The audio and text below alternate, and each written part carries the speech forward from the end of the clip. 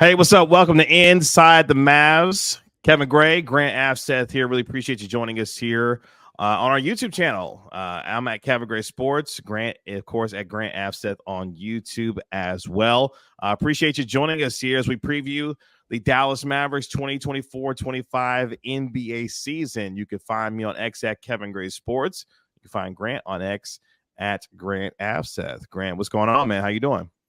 I'm doing pretty well. Very excited to get the season started with, the time of recording the day before that first regular season game we've been waiting months for, coming off a finals run. So definitely excited to talk about the Mavericks again, write about them when they're playing meaningful basketball games.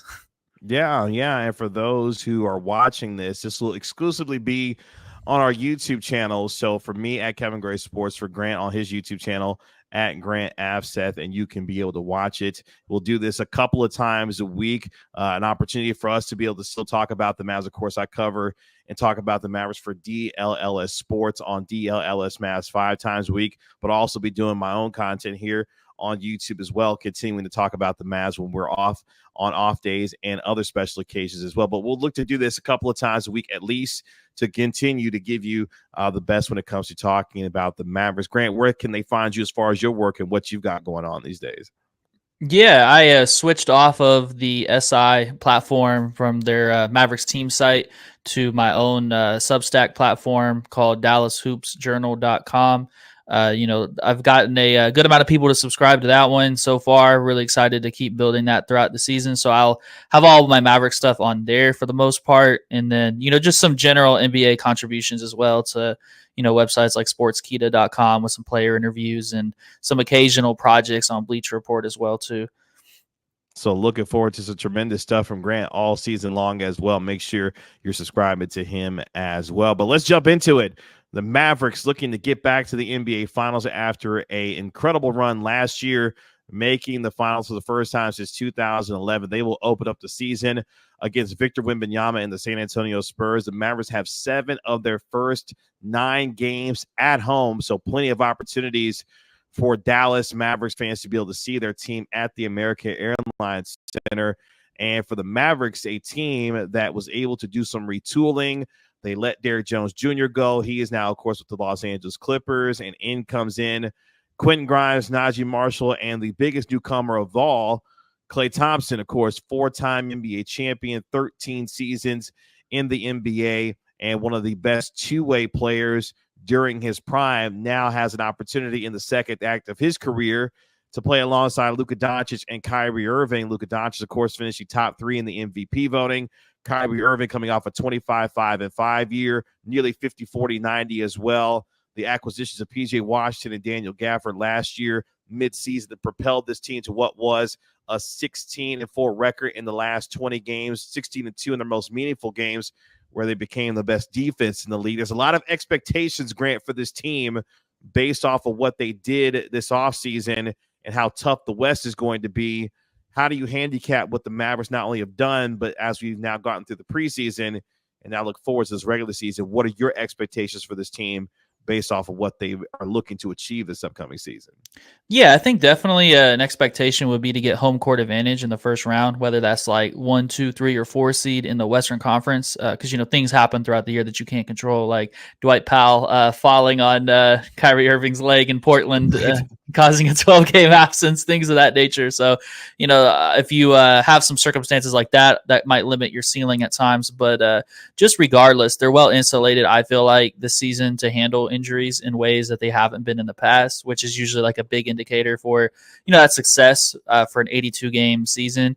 They have the two-headed center attack now from the start of the season instead of being a midseason trade acquisition with Daniel Gafford, and Dereck Lively. It still remains to be seen who exactly is going to start at that position on day one. They've kind of switched them off in the preseason. Last one to start, I believe, was Daniel Gafford, and he's gotten quite a bit of first-team reps.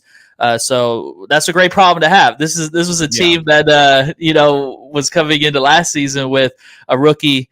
They wanted to get him settled, so they started Maxi Kleber at the 5 on opening night, and then, started Dereck for quite a while into the season until Gafford, came into the picture. So that's just a testament to the team that they built, which really raises their floor in the regular season. I think the wing talent is a big difference as well. Grant Williams didn't prove to be a fit last year, and he ended up being a backup center starting on like Christmas Day and onward until he got traded. And now they have PJ Washington, most likely, I would imagine, starting at the 4 again. And then, obviously you mentioned Klay Thompson as well. And there's a lot to be excited about with Klay, obviously like the reputation and everything like that. But, there's just some like little details, with him in the half court offense that I think are going to be really intriguing to watch. Like there was a play, that really just kind of exemplifies the value even without Luka, against the Milwaukee Bucks, where Kyrie screened for Klay pops out,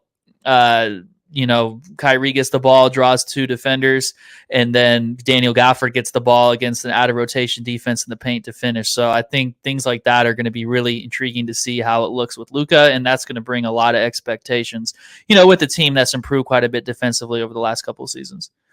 Yeah, using Klay as a screener, Klay being screened for by guys like Kyrie Irving and others will be interesting to watch. We know that Klay Thompson coming from Golden State, a lot of motion-based offense that Golden State ran for years and years. It will be interesting to see how the Mavericks look to get Klay in the same spots that he likes to get into, but how they will incorporate him into this offense, knowing that the offense is going to obviously flow through Luka Dončić primarily and then Kyrie Irving. I have a really good sense, though, that Klay will be able to acclimate his game with a lot of catch and shoot opportunities he's going to get. He's going to love getting passes from Luka Dončić and Kyrie Irving to be able to knock down a bunch of open shots. Living and playing with these two, I'm sure, will be refreshing given what Klay is at this stage in his career from a physical standpoint. But at the same time, for a guy that was a 39% shooter last year in a quote-unquote down year, Klay's going to have plenty of time to feast on a lot of opportunities he's going to get from Luka Dončić and Kyrie Irving within this offense expectedly this year. Yeah, definitely. I think when watching, because I did like a really detailed, like kind of look at what, Klay could do in like the Mavericks offense and like what we saw from him last year in Golden State, and, how the Mavericks may have some overlapping like actions they can use for like a motion shooter, like that they use for Tim Hardaway Jr. Obviously not just going to treat him like that role of, different class of shooter in, my opinion. I think a lot of people would agree with that.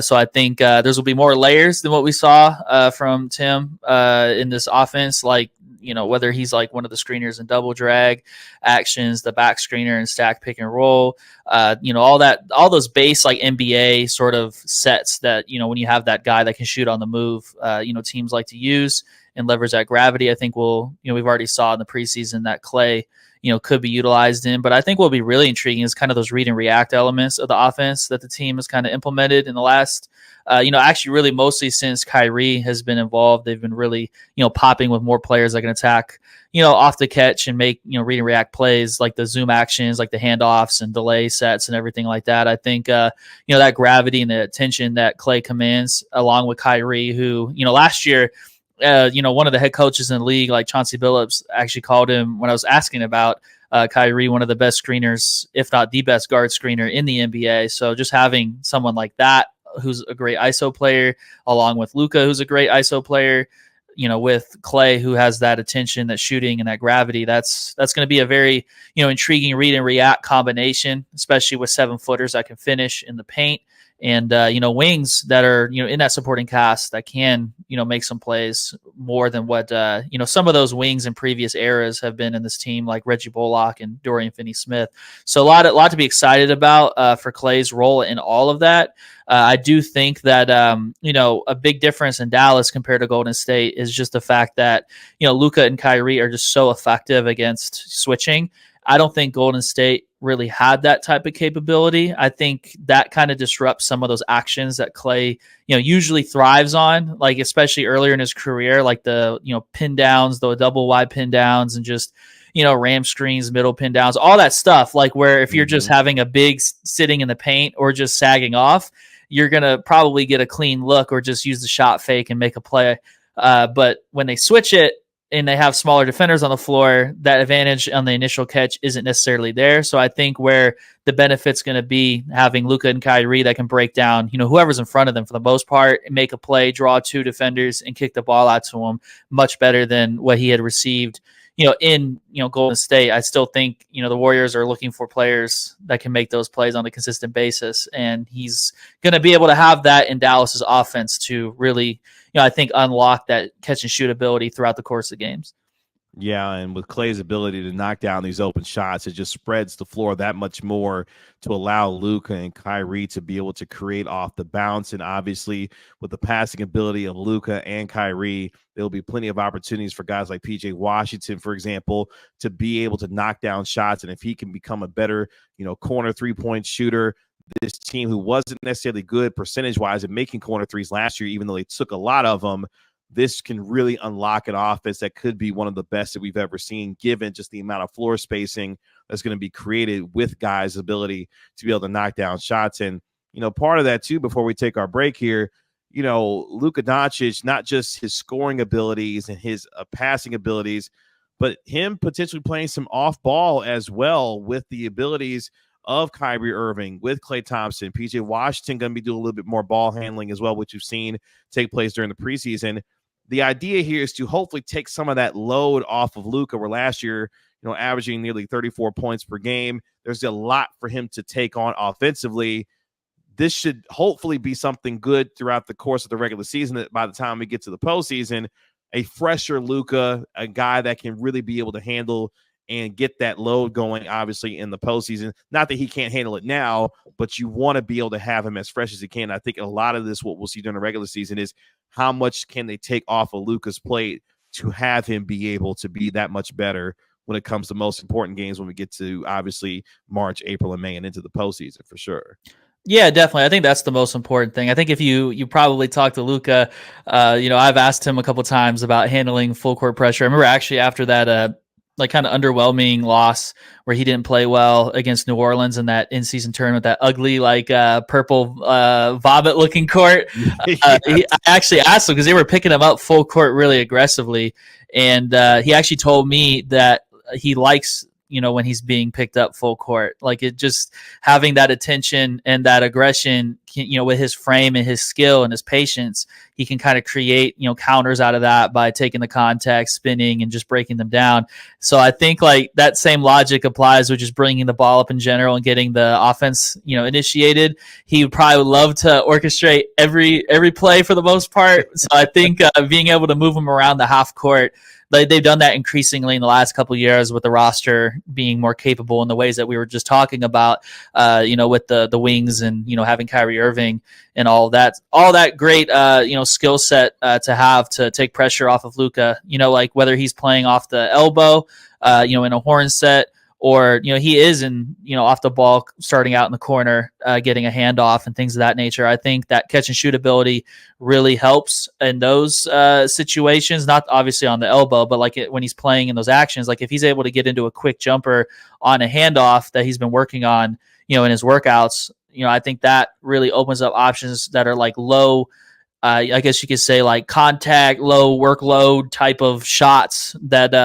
make it easy for him and also make it very challenging for the defense. Because when there's a switch, you're going to have that split second opportunity to take that shot almost no matter what. Like that's just the mechanical result of switching against that type of action, especially that far out, on the 3-point line, since he likes to get some extended catches and touches and everything like that too with his range. So I think that, only helps if he can take those shots a little bit more when they come and, he's feeling the rhythm and everything as he continues to improve that catch and shoot jumper.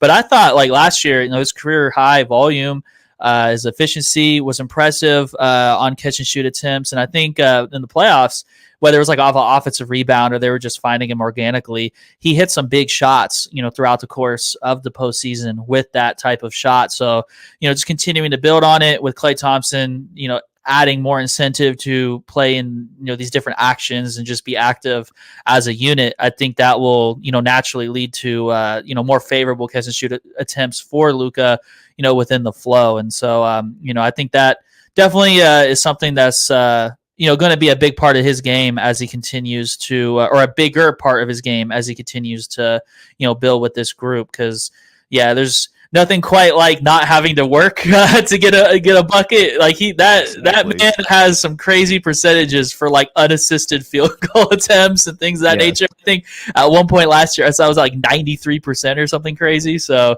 anything to make the job easier for him, definitely. Whether he's the most like excited to not make all the decisions. Not saying he wants to have the ball all the time, but I'm just saying I think he would prefer to. Like not saying like it's a I have to have the ball situation, but I think he would definitely prefer being someone that kind of floor generals things, but I'm sure he's more than happy to also get off the ball and take some of those shots as well too. And I think we'll see more of that this season. More as we preview the Dallas Mavericks upcoming season, including Luka Dončić declaring himself ready for the season. Plus, what will this bench bring to this Mavericks team as they get ready for the regular season? All that and more coming up next on the other side of the break. But before we get there, let's hear from today's sponsor of our video, and let's hear from Aura. Today's video is sponsored by Aura. This year has seen a number of high-profile data breaches, raising serious concerns about personal information security. Dell suffered a breach exposing 3.9 million customer records, including sensitive personal information. AT&T disclosed 2 breaches, one affecting approximately 2.5 million customers and another one impacting 9 million customers. And finally, Ticketmaster experienced a massive customer breach affecting over 560 million customer records. But most alarming of all, just a few months ago, National Public Data announced that they had suffered a major breach potentially affecting every American. The incident compromised over 2.9 billion records used for background checks, including critical personal information such as full names, addresses, date of birth, phone numbers, and most importantly, social security numbers. It has been confirmed the members of the hacker group have released this sensitive information online for free. If you haven't been taking your online personal information seriously, now is the time to change that. You're more vulnerable than ever in today's digital landscape. Thankfully, I feel secure because I use Aura, today's sponsor. Aura monitors your personal data, including your social security number, across billions of data points like the dark web and public court records to alert you about potential identity theft. They also provide up to $5 million in identity theft insurance in case the worst ever happens. Plus, Aura offers a variety of other features to keep you safe online, including real-time alerts for data breaches, a VPN for secure browsing, data broker opt-out to stop companies from selling your personal information, a password manager to help you create and store strong passwords. I'm not leaving myself and my family vulnerable to data breaches. And if you don't want to either, you can go to aura.com/Kevin Gray to try 2 weeks for free. That will be enough time for Aura to find out if any of your personal data is exposed. Appreciate you hanging out with us through that spot, and thank you to today's sponsor of our video in Aura as the Mavericks get ready for the upcoming season, a much anticipated one as the Mavericks look to get back to the NBA Finals. A difficult Western Conference awaits them with teams like the Oklahoma City Thunder, the prohibitive favorite in the West, the Minnesota Timberwolves, the Denver Nuggets, obviously other teams as well who are looking to knock off the Mavericks as they try to get back to the NBA Finals. With Grant Afseth here as we preview the season. Luka Dončić entering his 7th NBA season. Hard to believe it's about to be year 7 for Luka Dončić. 5 consecutive first-team All-NBA selections, top 3 in the MVP voting last year. Had a 73-point game, had a 50-point game on Christmas Day. The accolades go on and on and on for arguably the best player in the league, but there have been questions on whether or not he would be ready for the start of the regular season. He spoke earlier this week and declared that he is indeed ready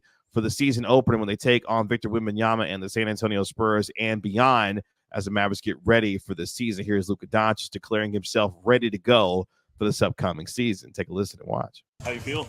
Ready for Thursday? Yeah. I mean, just finished practice, my bad. Yep. No, I think we're practicing great. I'm just happy to be playing back again.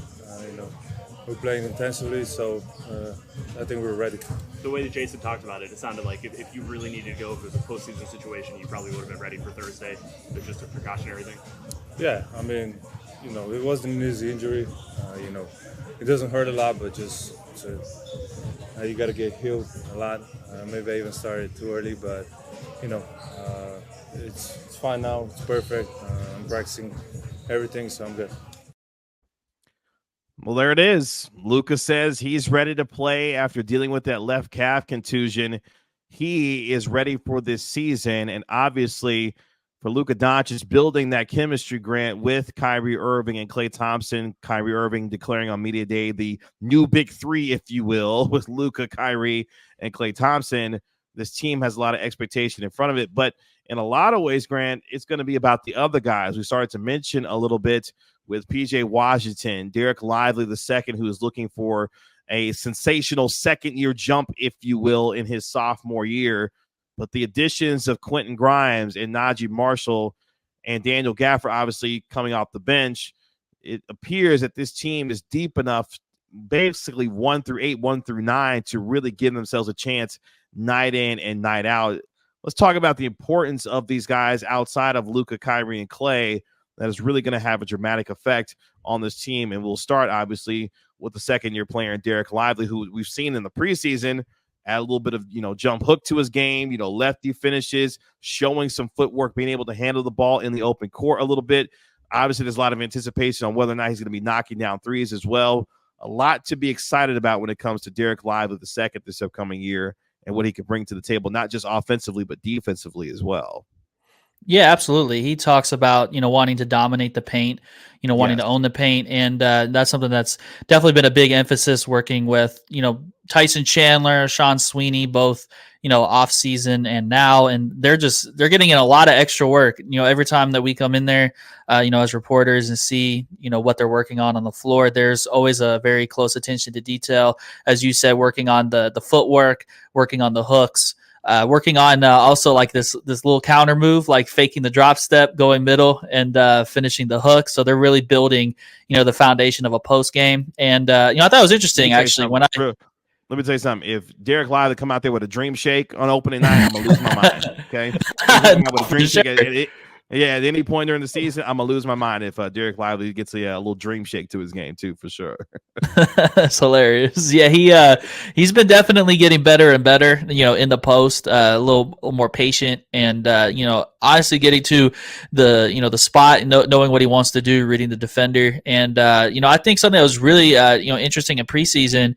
When he was doing that Raising Cane's event, I had asked him about. Like working with Klay, they were working a lot on handoffs. And, there was a point where Dereck was saying to Klay, I'm not shooting the ball. You're shooting the ball. Tell me how you want the ball. And, they were, I asked him about that basically later on that day at the Canes event. And he was just saying, he's, really wanting to learn, the rhythm that Klay has as a shooter, how he wants the ball. And then he got into some interesting tendencies of what he's already learned about, like when he's coming off right, when he's coming off left, and just things like that I think when you have that natural curiosity and that like really like assertive leadership from a player like Dereck, who's in his second year, that goes a long way. And on the flip side of that, I actually asked Klay, so Dereck went off or went on about the things that he learned about you when you're working on those handoffs. Just what have you learned about him so far, just in general? And then he had mentioned that he's got an underrated post game. He thinks he's going to keep the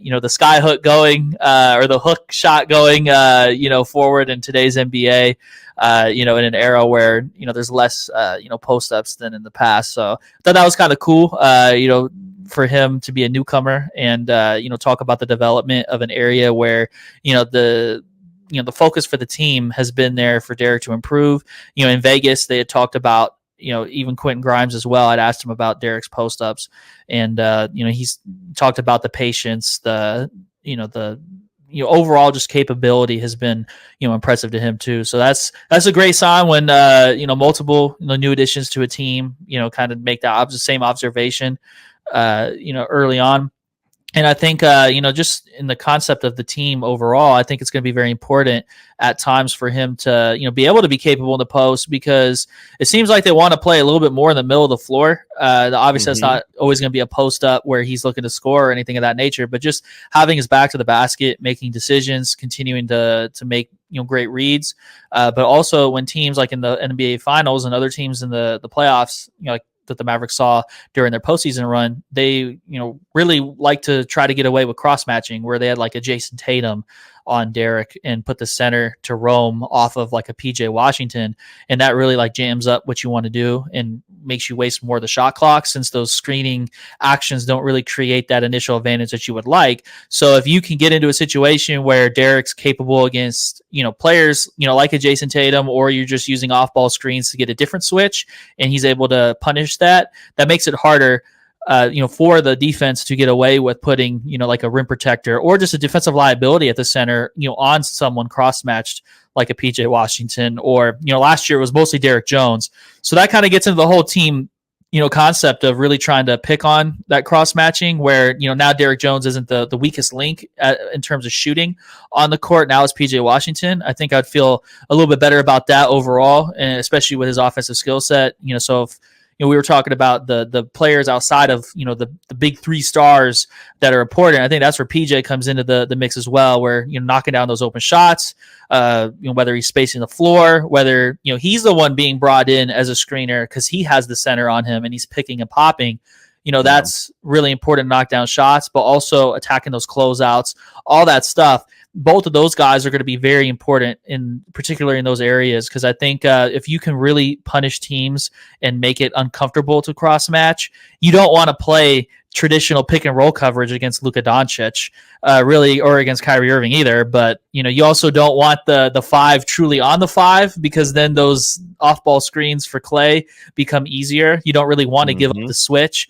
Makes it a little easier to flow into other stuff for the Mavericks as well too. So I just think that's probably where you would want to see the most improvement from their offenses, with those two guys in particular, or even just being able to rely on Daniel Gafford if he's the one on the floor at the five, if he can, pick on some of those, smaller defenders as well. He's shown to be capable of it, at times as well too. So just, being able to rely on that five spot to do it, whether it's Dereck or Daniel, will go a long way.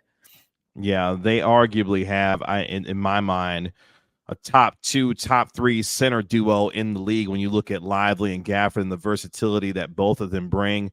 I would project that Dereck Lively would be the starter for this team throughout the course of the year, with Daniel Gafford getting spot starts throughout the year.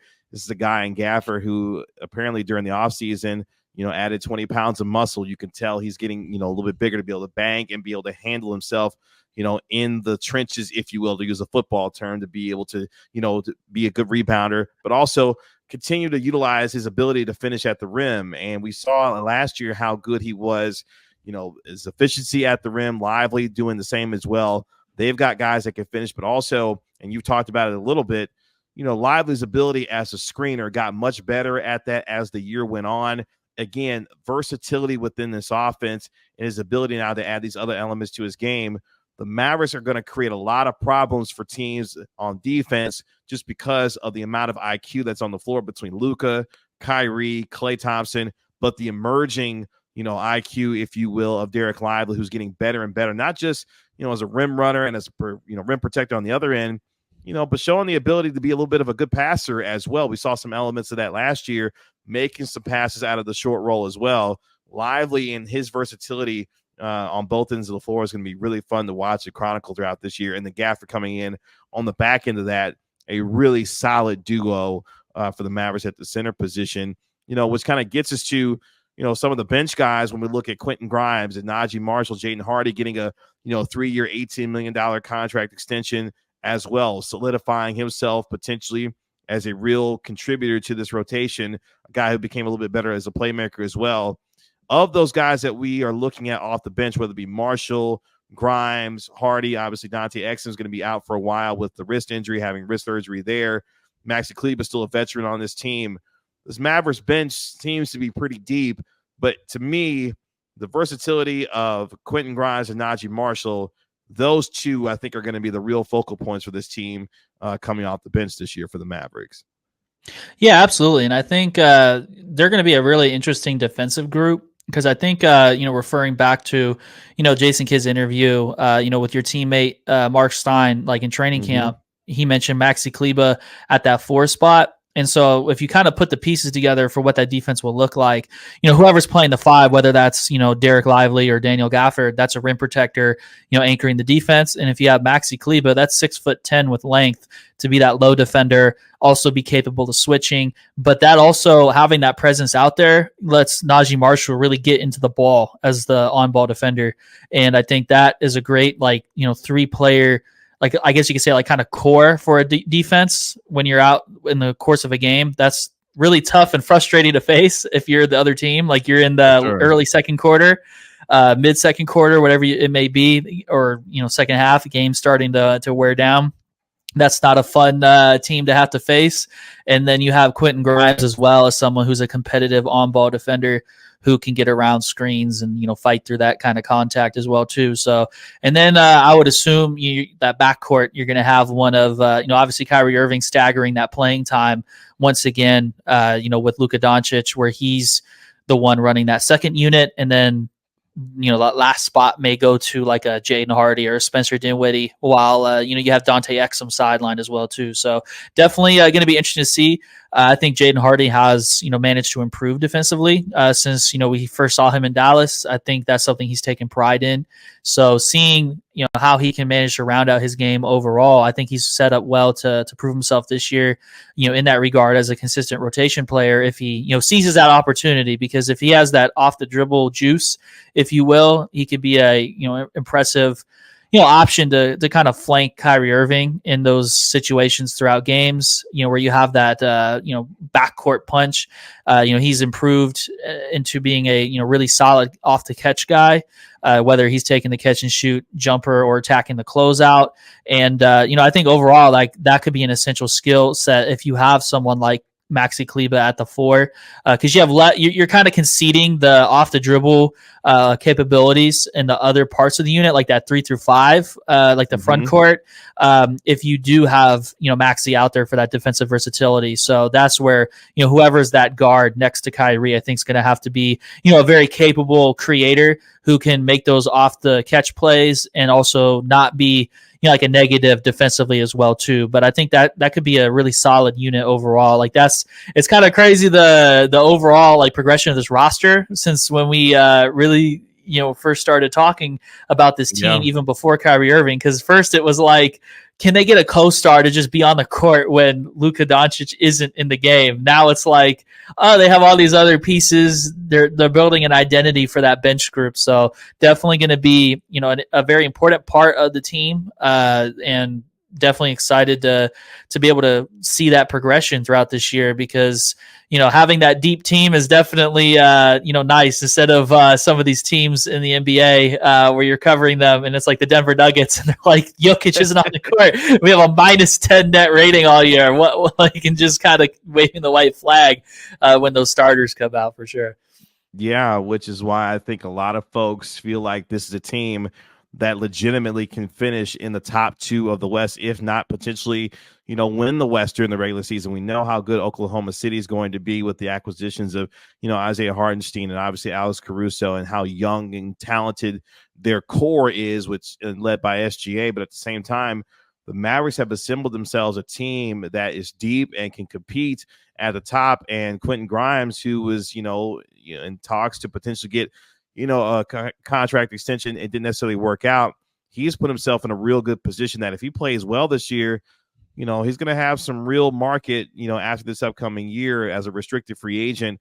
But at the Mavericks do have a chance with him to really get a guy that can handle the ball, can shoot the ball from 3, but is a willing defender and a good one and a athletic young one as well. The Mavericks, it seems like, even though they're the 5th oldest team coming into the league this year, there's a lot to like about the younger core that they have when you're talking about Luka and Dereck Lively, obviously, potentially with Quentin Grimes being there long-term, as well. The Mavericks have got a really good group here that should really give teams problems this year. And if they play up to their full potential, this is arguably one of the most dangerous teams in the league, because offensively, there's not going to be able much to do with them night in and night out, led by Luka. Again, health obviously is the biggest thing, here for them. But if so, this team is going to be devastatingly good offensively. Can they remain where they were or close to where they were defensively, I think is the biggest question for this team. And if they can be, again, we said it coming into last year, if they could be just in the middle of the pack defensively, this team is going to win 50-plus games. And when they finally got to that point, it took them, a 20-game stretch to be the best defense in the league to really kind of get there. You saw what they were capable of doing. Again, I think that's the baseline once again. If you can be a, top half, of the league defense, you're going to win yourself a minimum 50 games, given how good this offense is going to be this year.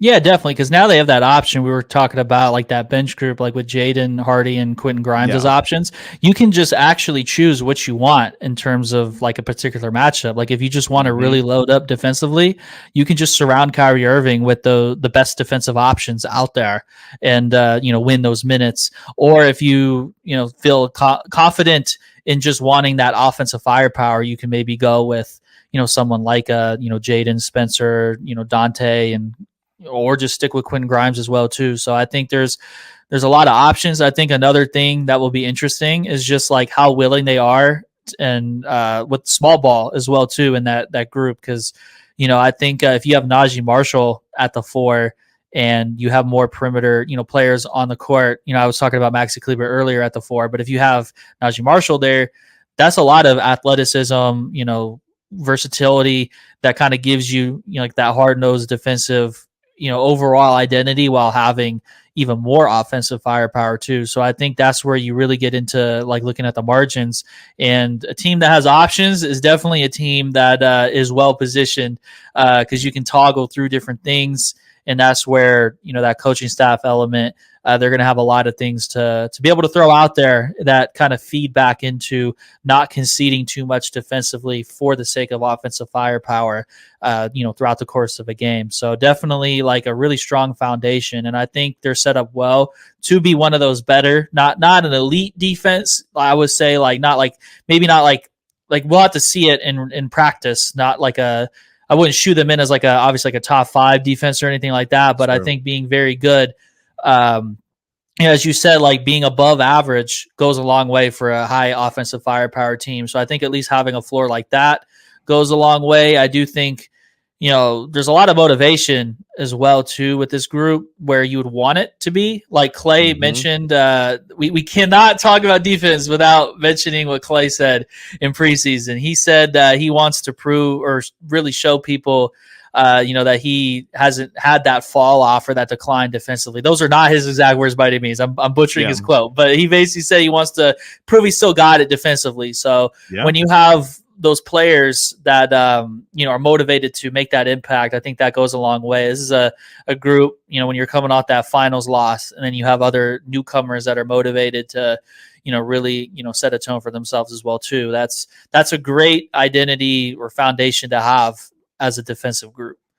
Yeah, a motivated Klay Thompson on the defensive end. If he could just be a plus defender on that side of the floor, the Mavericks are going to be just fine this season.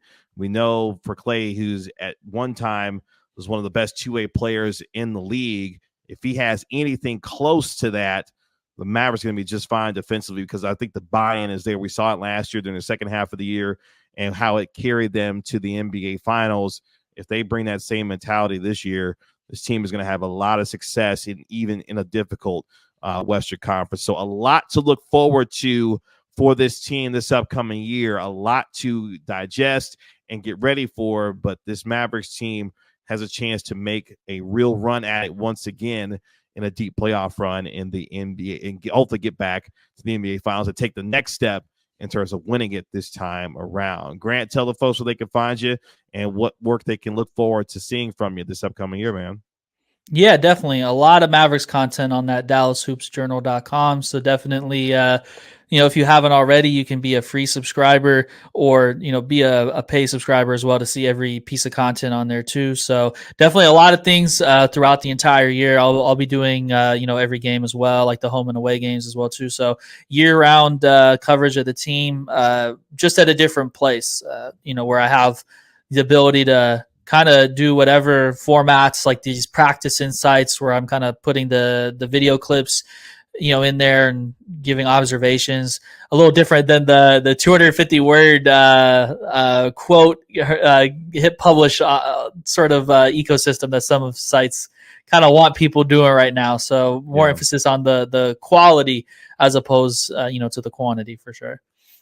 Looking forward to that. And you can find me on X at Kevin Gray Sports, covering the Mavericks 5 times a week, pre and post game shows for DLLS Mavs on DLLS Sports. Again, we will be doing this 2 to 3 times a week here, where we get a chance to get together, talk about the Mavericks, drop our insights on this platform as well. You'll be able to like, comment, and subscribe to Kevin Gray Sports here on YouTube. You can do the same for Grant as well. Make sure you're subscribing to his YouTube channel as well, at Grant Afseth. Got a lot of tremendous insights, and we'll be covering this team extremely well throughout the course of the year. So much so that even Mark Cuban was like, hey, Grant knows what he's talking about. You make sure you go follow Grant and all of his insights when it comes to this team. One of the best in the game. Happy to be able to do this again a few times a week here when it comes to talking about this Mavericks team. So really looking forward to doing that this upcoming year.